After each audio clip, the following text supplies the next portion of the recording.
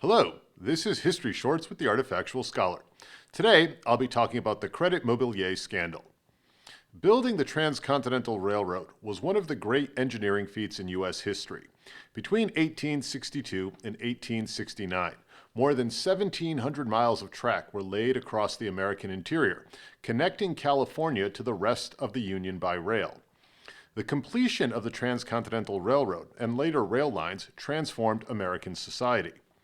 The building of the railroad also gave rise to the most significant political scandal in 19th century America. In 1862, the Union Pacific Railroad was incorporated by Congress. Financed by land grants and government bonds, the Union Pacific was responsible for building a rail line heading west from Omaha, Nebraska. Despite the potential for profit, very few investors were found, and the Union Pacific was soon in dire financial straits. It was at that moment, in 1864, that the vice president of the Union Pacific, Thomas Durant, and a select group of partners established a construction company named Credit-Mobilier. Durant, seeing that building railroads could be more profitable than running them, used Credit-Mobilier to submit a successful construction bid to the Union Pacific. Essentially, Durant arranged for his railroad company to pay his construction company for building the Transcontinental. Though the actual building of the railroad was subcontracted out, Durant and his partners began to reap enormous profits.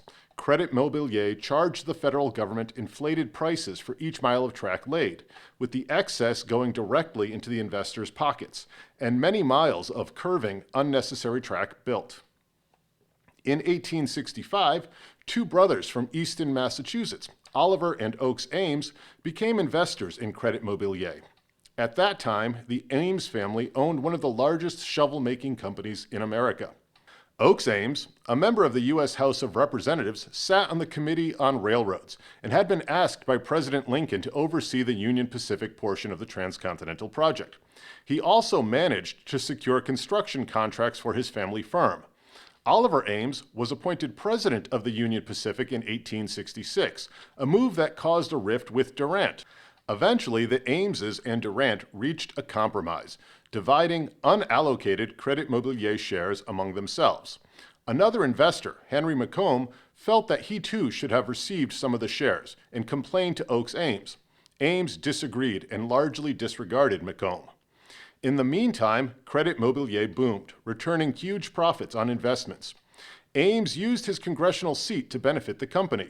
By offering stock at reduced prices to other members of Congress, he hoped to encourage friendly legislation. In all, more than a dozen congressmen fell in with Ames to varying degrees. In November 1868, Macomb sued Ames and Credit-Mobilier. In his testimony, Macomb accused Ames of misuse of the shares and named several congressmen involved in the dealings. The public largely ignored the case, though some individuals, like Navy Secretary Gideon Welles, privately criticized Ames. The Transcontinental Railroad was completed in 1869, during President Grant's first term. Shortly thereafter, Charles Francis Adams Jr., a railroad finance expert and grandson and great-grandson of former presidents, wrote that Credit-Mobilier was a source of corruption in the politics of the land. In total, the Union Pacific line had cost about $94 million, $50 million for actual construction, and $44 million as profit for the investors. But still, the public paid scant attention to the situation. That changed in September 1872, when, in the middle of a presidential election campaign, the New York Sun published an expose of Credit-Mobilier and the Union Pacific. Under a sensational headline, "The King of Frauds," the paper reported on Macomb's testimony from 1868 and listed those congressmen and government officials that had been involved. Among those implicated were Schuyler Colfax, incumbent Vice President of the United States, Henry Wilson, Vice Presidential nominee, James Blaine, Speaker of the House of Representatives, and future President James Garfield. Though biased and often inaccurate, the Sun's story caused a splash. Now, public scrutiny and anger fell on those named in the reporting, as those exposed scrambled to proclaim their innocence or ignorance. In December 1872, Congress began investigating the scandal. Ultimately, only two participants in the scandal were punished: Oakes Ames and Congressman James Brooks of New York were censured by the House. Others, though not formally punished, did suffer some political disgrace. The Credit-Mobilier scandal and similar abuses of power and trust shocked many Americans. Oakes Ames, who died 3 months after his censure, was made a scapegoat, and President Grant's reputation was tarnished.